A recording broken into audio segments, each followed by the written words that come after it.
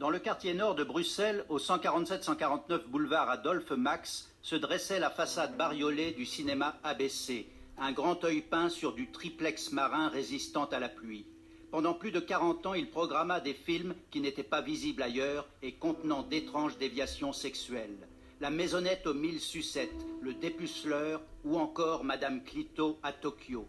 Derrière ce commerce, un homme d'affaires américain, l'énigmatique et peu disert George Scott, à la tête de salles spécialisées à Liège, Gand, Ostende et Anvers, et dirigeant sa propre boîte de distribution, l'Atlantic Film. De son empire en ruine, seul l'ABC tiendra bon jusqu'en 2013. Propriétaire de tout l'immeuble et d'un stock conséquent de copies 35 mm usées jusqu'à la corde, Scott maintenait sa survie depuis son bureau figé aux années 70. En archéologue des cultures populaires, le graphiste Jimmy Pantera publie « Cinéma ABC, nécropole du porno ». Passé le hall punaisé de photos censurées, les habitués s'engouffraient dans les ténèbres d'un passage, tournaient à gauche dans une salle sans porte et sans luxe. Mais rares étaient ceux qui venaient pour les pornos allemands, suédois ou américains. En raison des haut-parleurs tournés vers les murs, l'acoustique était basse et déplorable, comme celle d'une piscine. Dans ce refuge, ils attendaient des stripteaseuses nues et vivantes, comme le clamait fièrement la publicité. Toutes les heures, après avoir descendu les étages, refoulant les grappes d'idolâtres des escaliers avides de caresses, une papesse remontait le couloir de la salle et montait sur la scène bétonnée. Le film interrompu, elle branchait des projecteurs colorés et entamait son attraction obscène.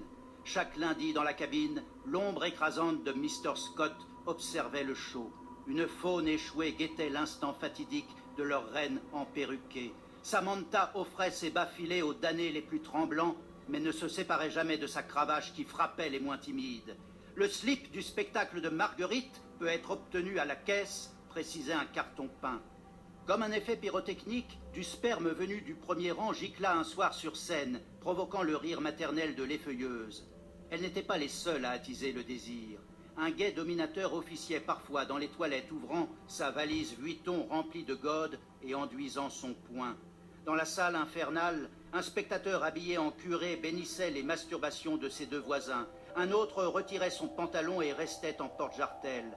Un historien de l'art traquait les hommes mariés en quête de fellations anonymes. Un viking entièrement nu exhibait ses tatouages.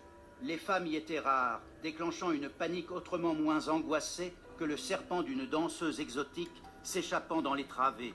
Niki Saint-Gilles, Sarah Moon, Miss Sabina, Séverine Day, Mercedes, Princesse Tamara ou Sandra Domina, elles furent les authentiques stars de l'ABC. Ce livre, riche en témoignages, est leur écrin.